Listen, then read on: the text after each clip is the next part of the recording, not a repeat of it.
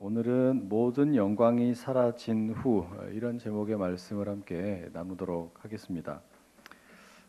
여러분 베드로와 제자들이 지금 예수님과 함께 이 산에 올라간 내용이 오늘 우리가 함께 읽은 말씀인데 예수님께서는 베드로와 그 제자들을 왜 산으로 데리고 가셨을까요? 뭔가 이유가 있어서 그 산에 이 베드로 그리고 야고보, 요한 이 세 사람을 데리고 가셨을 텐데 오늘은 우리가 이것을 어떤 그 변화라는 관점에서 그리고 예수님께서 누군가를 변화의 그 어떤 방향을 제시하신다는 관점에서 함께 좀 이야기를 나눠보려고 합니다. 먼저 저희 집에서 있었던 이야기를 하나 좀 들려드리도록 하죠. 저에게는 그 초등학교 3학년이 된 아들이 하나 있어요. 근데 이 아들이 7살 무렵에 저희 집에 이런 일이 있었어요. 하루는 아이가 집에 와가지고 집에서 저한테 이렇게 이야기하는 거예요. 아빠, 내 바지가 빵꾸 났어 이러는 거예요. 근데 바지를 봤더니 왼편하고 오른편 이렇게 그 통이 연결되는 부분 이쪽이 이제 빵꾸가 나 있는 거예요. 그래가지고 여기 빵꾸 났구나. 근데 그 다음에 이제 그걸 확인했는데 문제는 그 다음이었습니다. 아이가 갑자기 그 빵꾸가 나 있는 그 구멍 난 곳에다가 자기 고추를 내놓고서 룰루랄라 룰루랄라 이러고 있는 거예요. 하도 기가 막혀가지고 하도 이 천진난만하게 놀고 있길래 그렇게 좋냐? 그렇게 좋냐? 이렇게 제가 아이에게 정색을 하고 답변을 했습니다. 그랬더니 이 아이가 뭐라 그러냐면은 아빠 이런 거 좋아해? 저한테 오히려 그렇게 되묻더란 말이죠. 아들이 저를 오해한 겁니다. 이런 게 뭔데? 이렇게 말하면서 제가 뭐라도 좀 답변을 하고 항변을 좀 하려고 그랬더니 이미 사라져 버렸어요. 여러분 우리가 살다 보면은 때로 누군가를 오해하기도 하고 내가 오해를 당하기도 하는 경우들이 종종 있죠. 오늘 이 예수님과 제자들이 함께 산에 올라간 내용도 바로 그런 이 오해와 관련된 이야기입니다. 특별히 베드로가 예수님을 오해하고 있었죠. 이 베드로와 야고보, 요한 이 세 명의 제자가 예수님과 함께 이 산에 올라오기 전에 이들은 가이사랴 빌립보라는 지역에 머물고 있었습니다. 이 도시는 이 헤롯이라는 임금이 그 로마의 황제에게 잘 보이고 싶어가지고 로마의 황제가 이 세상의 주인이다 이런 것을 보여주려고 만든 도시입니다. 그래서 가이사랴 빌립보라는 이름을 가지고 있었는데 이 세상의 주인은 로마의 황제다라고 말하는 그런 도시 한복판에서 예수님께서 제자들에게 한번 이렇게 물으셨어요. 세상 사람들이 나를 뭐라고 부르더냐? 또 너희는 나를 누구라고 생각하느냐? 이렇게 질문을 하셨어요. 그랬더니 세상의 주인은 로마의 황제입니다라고 말하는 그 도시에서 베드로가 뭐라고 신앙을 고백하냐면 우리 주님은 그리스도이시고 살아계신 하나님의 아들입니다. 이렇게 말하는 거예요.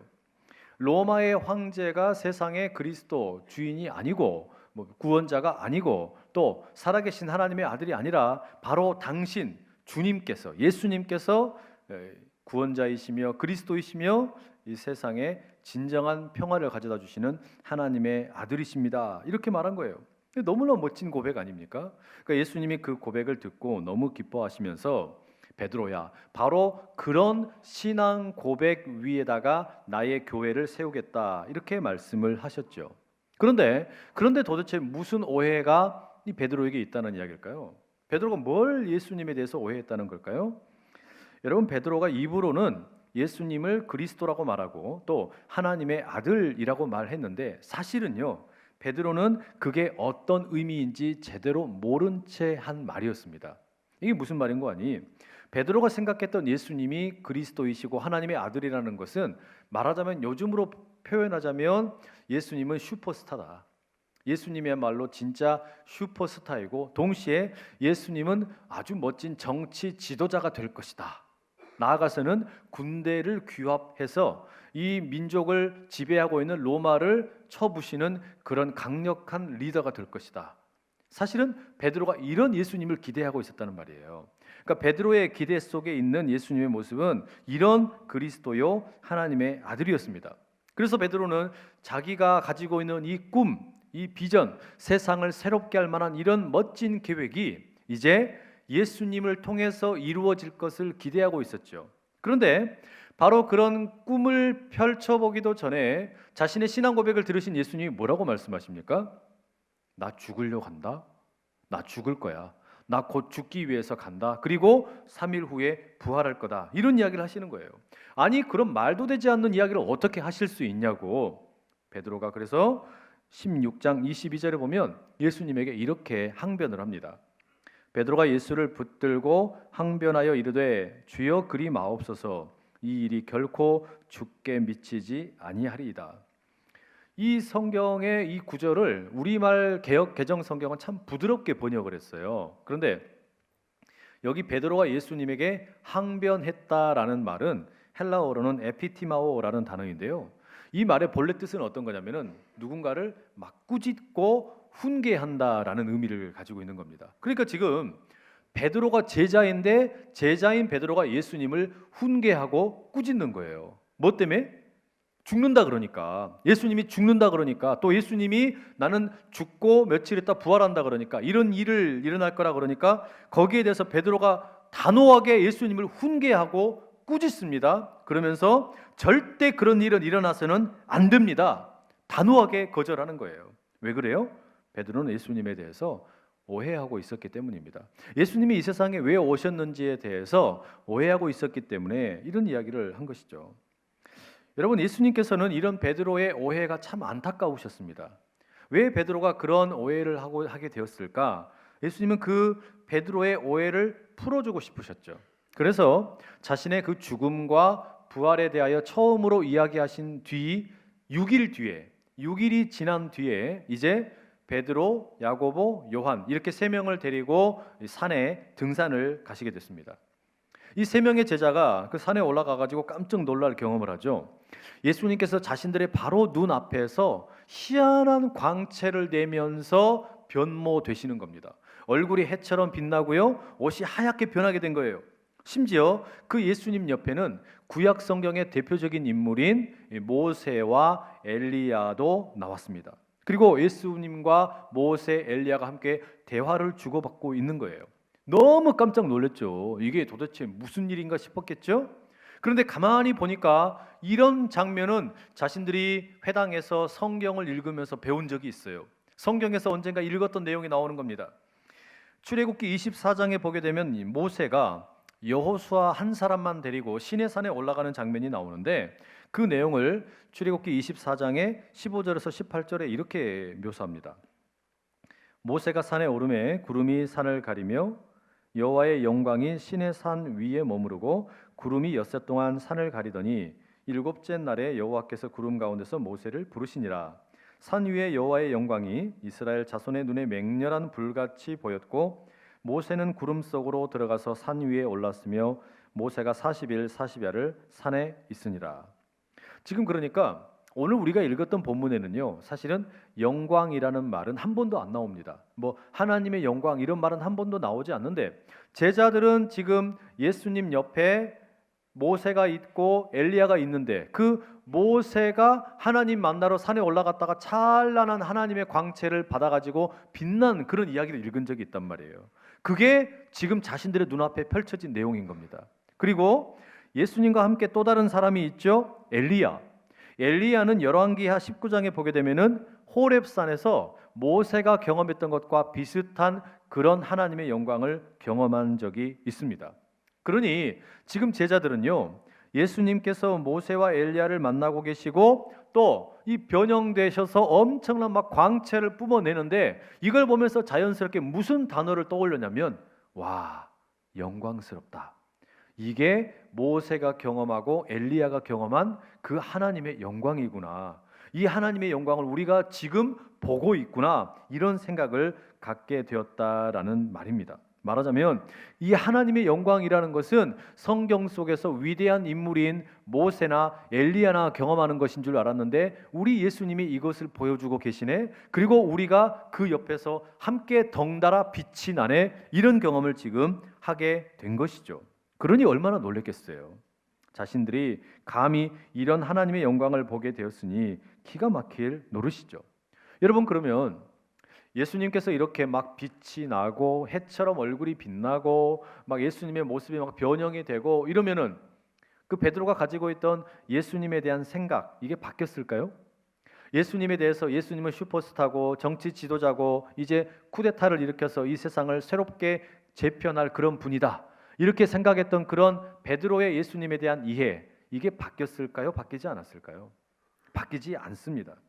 베드로의 그 생각은 그대로인 겁니다. 오히려 여러분, 베드로는 지금 그 예수님이 변모되시는 장면에 투영된 하나님의 영광을 보면서 영광이라는 것, 특별히 하나님의 영광이라는 것도 오해하게 됩니다.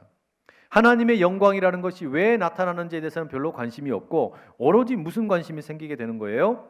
이 하나님의 영광을 내가 소유하고 싶다. 이 영광스러운 장면, 찬란한 이 장면을 내가 계속해서 간직하고 싶다. 내 것으로 만들고 싶다. 이런 마음이 들었죠. 그래서 뭐라고 말합니까? 주여, 우리가 여기 있는 것이 좋사오니 원하신다면 초막을 짓겠습니다. 무슨 말이에요? 이 예수님으로부터 뿜어져 나오는 이 하나님의 영광을 완전히 내 것으로 만들고 싶어요. 이걸 내가 계속해서 무슨 소유할 수 있는 그런 것이 되면 좋겠습니다. 그걸 지금 표현한 겁니다. 베드로는 예수님에게 나타난 이 하나님의 영광을 돈 주고 살 수 있는 것처럼 생각을 하고 세상에서 경험할 법한 그런 영광으로 오해했다라는 말입니다. 그게 베드로가 생각한 영광이에요. 영광 그러면 인생에 다시 찾아오지 않을 것 같은 아주 멋진 순간, 그래서 이것을 어떻게든지 소유하고 싶다. 내가 지금 인생 최고의 경험을 하고 있는 것이다. 산 정상에 올라왔다. 이거는 세상이 감히 보여주지 못할 그런 영광이니까 이거 내 걸로 만들어야지. 이거 내 소유가 되면 좋겠다. 이것이 베드로의 오해였습니다. 여러분, 우리가 베드로와 다를까요? 우리도 베드로와 하나도 다를 바가 없습니다. 여러분이 생각하는 영광스럽다라는 것은 어떤 겁니까? 우리가 어떤 영화제나 무슨 가요제나 이런 시상식 같은 거 할 때 보면은 그 붉은 레드 카펫이 깔려 있고 많은 사람들이 막 예쁘게 옷을 차려 입고 드레스를 입고 이제 막 들어가죠. 그리고 상을 받게 된 사람은 어떻습니까? 교회 다니는 분 같으면 이렇게 딱 상을 받으면 하나님께 영광을 돌립니다. 이러잖아요. 감사합니다. 이러면서 이렇게 하잖아요. 그런데 그 영광이라는 건 도대체 어떤 걸 영광이라고 말하는 거예요? 보통 우리가 영광스럽다라고 말할 때는요, 영광이다라고 할 때는 내가 무언가 성취했을 때, 내가 어떤 정상에 오른 것 같을 때, 그리고 내가 성취한 것을 다른 사람들이 인정해 줄 때, 칭찬해 주고 격려해 주고 박수 쳐 줄 때, 우리 그때 그런 걸 우리 영광스럽다라고 생각하지 않습니까? 우린 그걸 영광이라고 생각을 하는 거예요. 그런데 이게 여러분, 지금 예수님에게 비춰진 하나님의 영광과 같을 거냐 이런 말입니다.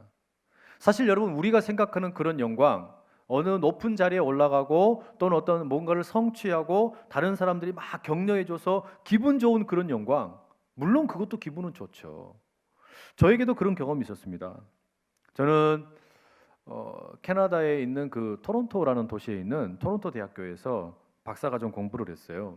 근데 그 학교에서 박사과정을 가장 빨리 마친 사람으로 제 이름이 올라가 있어요.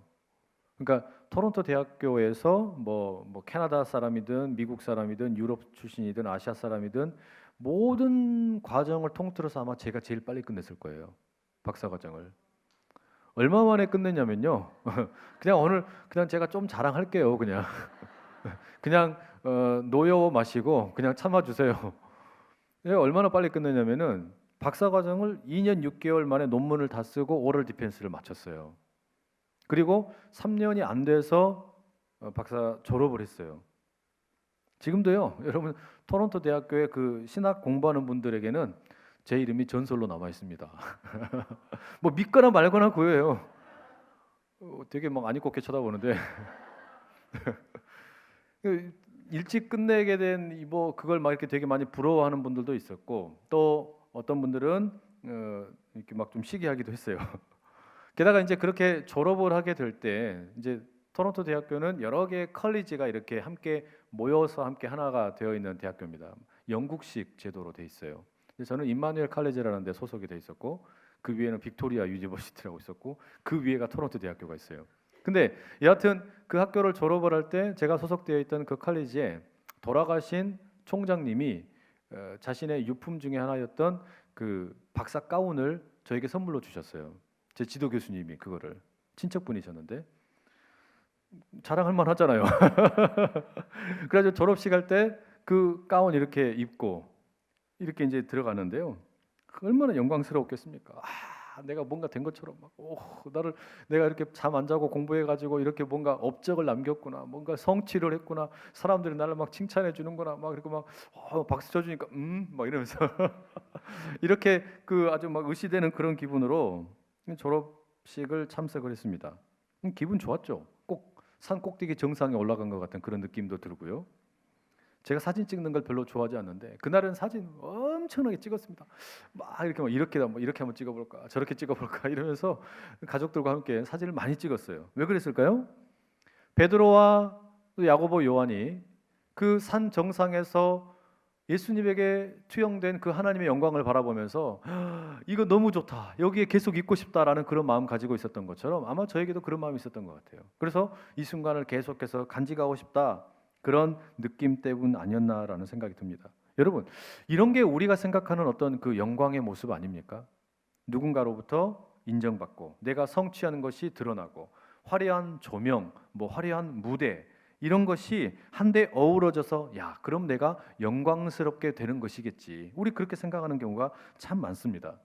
그런데 여러분, 저는 그 졸업을 마치고 난 다음에 어떤 생각이 들었는지 아세요? 이제 모든 그런 이렇게 사람들이 막 격려해주고 막 칭찬해주고 박수 쳐주고 이렇게 했던 것이 다 끝나고 난 다음에 제 머릿속에 질문이 하나 탁 떠올랐습니다. 이제 뭐하지? 이제 뭐하지? 라는 질문이었어요. 어쩌면 여러분, 이제 뭐하지? 라는 이 허탈한 질문이 예수님께서 베드로와 야고보와 요한을 산으로 따로 부르신 이유인지도 모르겠습니다. 무슨 이야기냐면 이 세 사람은요, 예수님을 통해서 자신들이 원하는 무언가를 얻기 원했는데 예수님은 지금 말씀하시는 거죠. 야, 네가 나를 통해서 뭔가 원했다 치자, 얻었다 치자. 너 그 다음에 뭐 할래? 너 그 다음에 뭐 할래? 예전에 어떤 개그 프로에서 그런 거 있었죠. 너 돈 벌어서 뭐 할래? 소고기 사 먹어야지. 너 그 다음에 결혼해서 뭐 할래? 소고기 사 먹어야지.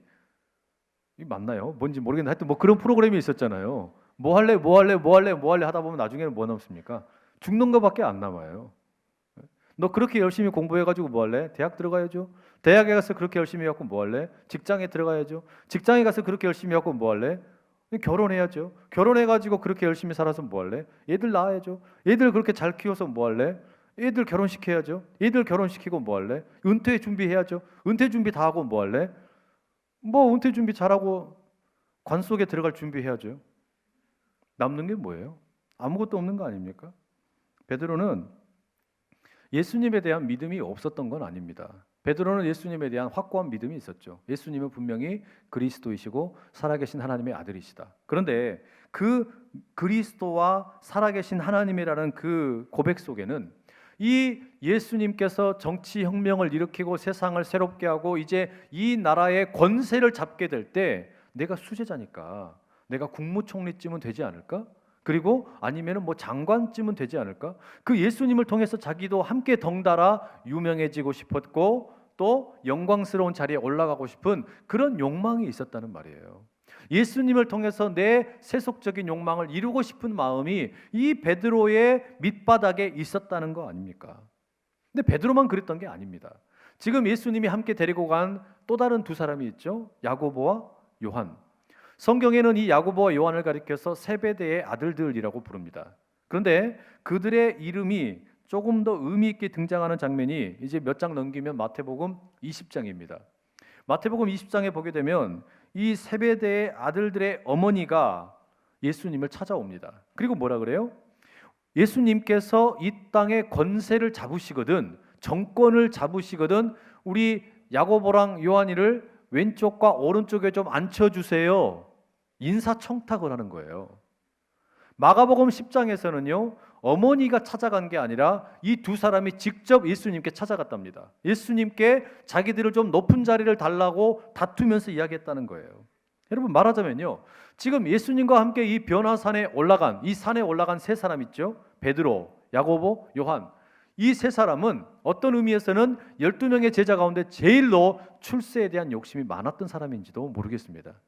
예수님을 통해서 뭔가 유명해지고 싶고, 예수님을 통해서 뭔가 내가 영광스러워지고, 예수님을 통해서 내가 뭔가를 많이 얻고 싶은 그런 마음이 가장 강한, 기질적으로 그런 것이 많이 농후했던 사람들이었던 것 같다는 말이에요. 그래서 지금 예수님이 어떻게 하시는 겁니까? 그 모세와 야고보와 요한만 따로 데리고 변화산에 올라가신 거예요. 그리고 거기에서 이들이 한 번도 경험해 보지 못했을 법한 하나님의 영광을 몸소 보여주셨어요.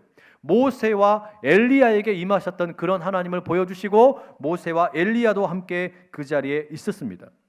그것이 하나님의 영광인데, 세상에서는 감히 경험할 수 없는 하나님의 영광인데, 이 하나님의 영광을 보면서 베드로가 뭐라 그래요? 여기가 좋사오니, 여기에서 계속해서 그 영광을 내가 움켜쥐고 있고 싶사오니, 이런 흥에 취해가지고 이것마저도, 이 하나님의 영광도 세상의 영광처럼 착각하고 있을 그때에 어떤 일이 생깁니까? 하늘의 음성이 들려오게 되죠. 5절 말씀에 이렇게 기록되어 있어요. 말할 때에 호련히 빛난 구름이 그들을 덮으며 구름 속에서 소리가 나서 이르시되, 이는 내 사랑하는 아들이요 내 기뻐하는 자니 너희는 그의 말을 들으라 하시는지라. 말할 때에, 누가 말할 때입니까? 베드로가 말할 때예요. 베드로가 지금 이 예수님과 또 모세와 엘리야, 그리고 그 가운데 하나님의 영광이 가득한 걸 보면서 너무 좋아가지고, 야, 이게 하나님의 능력이구나, 하나님의 영광이구나, 좋아가지고 계속해서 떠들어대는 겁니다. 여기 너무 좋네요. 이거 내가 계속해서 좀 맛보기 위해서 여기다 집 짓고 살지요. 와 좋다, 와 좋다, 와 좋다, 이렇게 하고 있는데, 그때 갑자기 하늘에서 소리가 들리는 겁니다. 빛난 구름이 그 자리를 덮더니 구름 사이로 하늘의 음성이 짜자자자 임하는 거예요. 근데 그 음성을 듣자마자 어떻게 되냐? 이들이, 제자들이요, 다 놀래가지고 머리를 땅에다 쳐박습니다. 너무 두려워가지고요. 이게 무슨 말이에요? 자기들이 지금 하나님의 영광을 세상의 영광처럼 착각을 하고 엉뚱한 소리를 하고 있자, 하나님께서 친히 개입하셔서 뭐라 그러는 겁니까? 너 그 입 다물어라. 너 그 입 다물어라. 지금 너가 그런 이야기 할 때가 아니다. 지금 하나님의 영광을 세상의 영광처럼 이거 내가 소유해 봐야지, 이거 내 것으로 만들어야지, 이런 엉뚱한 소리를 하고 있는 그 베드로를 향하여 하나님께서 친히 말씀하시면서 뭐라 그래요? 이는 내 사랑하는 아들이요 내 기뻐하는 자니 그의 말을 들으라 말씀하시는 거예요. 너 말하지 말고 들어. 너 말하지 말고 들어. 너 지금 그렇게 말할 때가 아니야. 하나님의 음성, 예수님의 음성에 귀를 기울여라 말씀하시는 겁니다. 화려한 영광에 취해가지고, 그 빛나는 조명과 화려한 무대에 취해가지고, 와 너무 좋다, 너무 좋다, 여기 너무 좋다, 자기가 그냥 뭔가 된 것처럼 그냥 취해가지고 떠들고 있는 그들을 향해 하나님께서 조용히 시키시는 겁니다. 이게 무슨 말이에요? 우리가 예수님이 참 좋다고 말하면서 때로 예수님을 통해서 하나님의 영광이 아니라 세상의 영광을 구할 때가 있어요. 그러면서 그 세상의 영광과 같은 것을 구하면서, 와 이거 너무 좋아요, 나 이거 어떻게 가질 수 없을까요? 예수님을 협박하기도 하고 달라고도 할 때도 있죠. 그때 하나님 뭐라 그러시는 겁니까?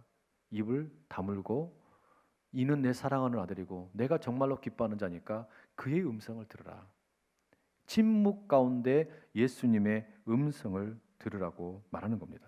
여러분, 주님의 음성을 듣기 위해서 때로 침묵할 수 있는 용기 있기를 축복합니다. 예수님의 음성을 듣기 위해서 때로 내 입을 다물고 주님께 집중할 수 있기를 간절히 소원합니다. 그렇게 영광에 취해 떠들고 있던 입술이 다물어지고 머리를 땅에 쳐박고 있는 베드로와 야고보와 요한을 향해 이제 우리 주님께서 7절에 이렇게 말씀하시죠. 예수께서 나와 그들에게 손을 대시며 이르시되 일어나라 두려워하지 말라 하시니, 빛난 광채와 함께 얼굴에서는 해처럼 빛이 나고 또 옷도 하얗게 된 그 예수님께서 무서워서 벌벌 떨고 머리를 쳐박고 있는 그 제자들에게 성큼성큼 다가오셨습니다.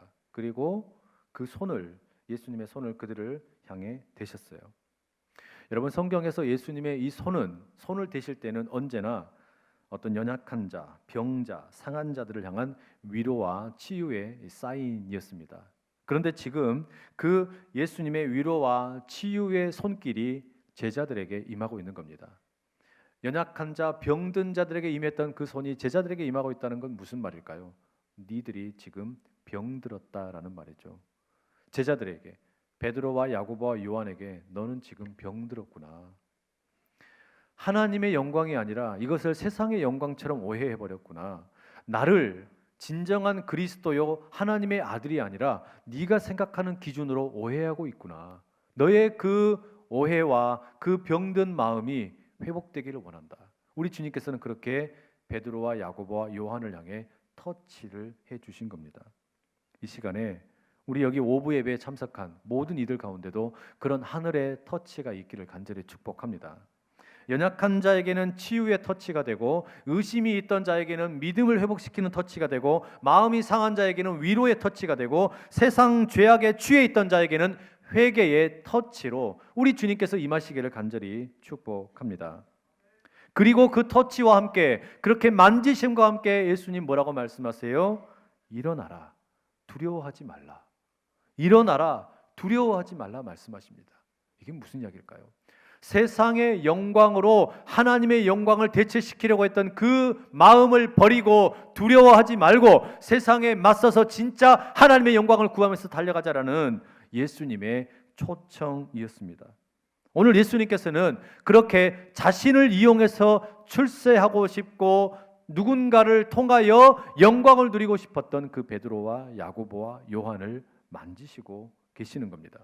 그렇게 예수님께서 이제 그들을 눈 감고 있던 거 눈 뜨게 하시고 엎드러져 있던 자 일으키시고 이제 그들을 일으켜 세우자. 어떤 일이 벌어집니까? 8절의 말씀을 보시면 제자들이 눈을 들고 보매 오직 예수 외에는 아무도 보이지 아니하더라. 하나님의 음성을 듣고 너무 무서워서 땅에 머리를 박고 눈을 감은 채 떨고 있던 그들에게 예수님 찾아오셔서 만져주시고 일어나라, 두려워하지 말라 말씀하셔서 일어나 보니, 눈을 떠 보니 아무것도 없는 겁니다. 아무것도 없는 거예요. 그렇게 영광스럽던 찬란한 광채도 사라져 버렸습니다. 모세와 엘리야도 사라져 버렸습니다. 하나님의 음성도 사라져 버렸습니다. 남은 것이라곤 오직 이제 자신들과 똑같은 모습으로 바뀌어진 예수님밖에 없는 겁니다. 빛나던 모든 것은 다 사라져 버리고 예수님이 이제 우리와 똑같은 모습을 취하고 계시는 거예요. 여러분, 이 장면을 통해서 지금 예수님께서는 이 제자들에게 무슨 이야기를 하시는 걸까요? 예수님께서는 이 행동을 통하여 이 변화산에 하나님의 영광을 보여주셨다가 사라지게 하시는 것을 통해서 무슨 이야기를 들려주시는 걸까요? 제자들에게 이렇게 말씀하시는 것은 아닐까요? 베드로야, 야고보야, 그리고 요한아, 모든 영광이 다 사라져도, 그 찬란하던 빛이 다 사라져도, 화려함이 다 끝나버려도, 세상 출세의 기회가 다 망키는 것처럼 보여도, 부요함이 다 사라져버리고 건강을 잃어버린 것 같을지라도, 모든 것이 사라지고 오직 예수만 남아있어도, 너의 눈에 보이는 게 오직 예수밖에 없을지라도 너 그래도 나를 따라줄래? 너 그래도 내 제자 될래? 예수님께서 지금 베드로와 야고보와 요한에게 묻고 있는 거 아닙니까? 뭔가 멋져 보이고 화려하고 영광스러워 보이는 그런 것이 있어야만 따라가는 것이 아니라 눈을 들어서 봤더니 아무것도 찬란한 것은 남아있지 않고 보이는 것이라고는 자신들과 똑같은 모습으로 남아있는 예수님밖에 없어도 그래도 너는 나를 따르겠냐라고 예수님은 지금 베드로와 야고보와 요한에게 묻고 계시는 겁니다. 그 하나님의 찬란한 영광을 보여주시고 사라지게 하신 후에 아무것도 남지 않은 그 자리, 여러분, 베드로 그리고 야고보 요한이 이런 예수님의 마음을 깨달았을까요? 그들은 깨닫지 못했습니다. 예수님과 함께 그 변화산에서 내려와서도 여전히 이들은 많은 경우에 어리석은 행동들을 했지요. 심지어 예수님께서 이제 십자가를 앞에 두시고 겟셋마네 언덕에 올라가셔서 기도하실 때, 그때도 예수님께서는 12제자 가운데 딱 이 세 사람만 데리고 가셨어요. 이 세 명의 제자만 데리고 기도하러 가시면서 부탁을 하셨죠. 나와 함께 기도해 달라, 나를 위해서 기도해 달라. 그런데 어떻습니까? 이 제자들 여전히 그때도 예수님께서 특별히 부르셨지만 졸고 있었고 또 졸고 있었고 지금도 졸고 있는 이들이 많이 있습니다. 예수님께서 그렇게 간절히 기도를 요청했는데 졸고 있었던 거예요. 그런 가운데 졸린 눈을 비비고 보니 자신들의 사랑하는 예수님이 결박을 당해서 군인들에 의해 끌려가고 있습니다. 그렇게 믿고 따르던 예수님이 끌려가시고 나자 어떻게 됩니까? 제자를 살겠다고 다 도망가 버립니다. 베드로는 예수님을 모른다고 3번씩이나 부인을 하고 말았습니다. 그리고 새벽녘에 3번 울고 있는 닭의 울음소리를 들으며 비로소 뒤늦게 통곡하며 깨닫게 되죠. 예수님이 그래서 나를 변화산에 데리고 가셨구나. 그래서 나를 겟세마네 언덕에 끌고 올라가셨구나. 여러분, 이게 베드로와 야고보와 요한의 이야기가 아니라 또한 오늘 우리의 이야기이기도 합니다. 예수님께서는 오늘 우리에게 말씀을 하시는 겁니다. 하나님의 영광을 세상의 영광으로 바꾸지 말아라. 세상의 영광이 하나님의 영광인 것처럼 거짓된 속삭임에 넘어가지 말라고 말씀하시는 거예요. 모든 영광이 다 사라진 후에도 눈에 보이던 화려함이 없어져 버리고 찬란하던 것들이 다 사라져 버리고 내가 누리던 것들이 다 없어져 버리고 오직 예수밖에 내 눈에 보이지 않아도 그때도 너는 나의 제자가 되겠냐고 부르실 때, 여러분, 그때 아멘, 주님이야말로 진정 살아계신 그리스도이시요 하나님의 아들이시라고 고백할 수 있는 신앙의 고백으로 나아갈 수 있는 저와 여러분 될 수 있기를 간절히 축복합니다. 눈을 들어 보이는 것이 아무것도 없을 그때에도, 예수님밖에 없는 그때에도, 우리의 눈에 보이는 것이라고는 그저 초라한 인간 예수밖에 보이지 않는 것 같은 그때에도 여전히 주님 신뢰하면서 그 십자가의 영광의 길을 갈 수 있기를 축복합니다. 베드로와 야고보와 요한이 생각하기에는 그 십자가의 길은 그저 어리석고 너무나 허무한 길이었을 뿐입니다. 하지만 예수님께서는 거기에 진짜 하나님의 영광이 있다고 말씀하시는 거 아닙니까? 세상이 보여주는 그런 영광의 자리가 아니라 십자가를 통하여 드러나는 그 영광의 자리, 우리는 바로 그 주님을 만나기 위해서 지금 사순절의 이 순례의 길을 걸어가고 있습니다. 이 기간을 보내면서 우리의 영성이 깊어지고 주님이 그 십자가를 통해서 보여주신 진정한 영광에 온전히 침잠하여 나가는 복된 저와 여러분의 이 시간이 될 수 있기를 간절히 축복합니다. 우리 시간에 같이 함께 기도하기 원하는데요. 모든 영광이 사라진 후에 내가 기대하던 것들, 세상적인 영광들 사라지고 남는 것은 예수님밖에 없을 때, 그때도 주님, 나는 주님만 따르겠습니다. 왜냐하면 그때 비로소 진짜 예수님이 누구신지, 나를 위해 이 땅에 오신 예수님이신 것을 발견하게 될 것을 믿기 때문에 모든 영광이 사라진 뒤에, 찬란한 것들이 다 사라져버린 그 뒤에도 그때도 주님만 붙들고 나가는 내가 될 수 있게 해주십시오. 우리 그런 마음 가지고 이 시간에 주여 힘있게 3번 외치고 같이 기도하며 나가겠습니다. 주여, 주여, 주여. 하나님 아버지, 하나님의 영광으로 아버지 우리를 이끌어 주시옵소서. 세상의 거짓을 보여주시오. 아버지의 영광을 보여주시오. 우리가 예배의 자리에 나와서 감사하는 거예요. 우리가 주님을 사랑해버리고 아버지 내가 기대했던 것처럼 모두가 다 무너진 것처럼 세상에 거짓을 보시고 아버지 우리 뒤에 있으시고 함께를 내고 우리에게 아버지 하나님 십자가 아버지를